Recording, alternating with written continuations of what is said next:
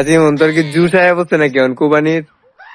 হ্যাঁ তোর কি এই যে খেত আইলে আর মনে চায় না বিয়ে করার? বুঝলে ভাই বিয়ে শাদীর কথা বুঝলে যাচ্ছে হ্যাঁ খেত আইলে?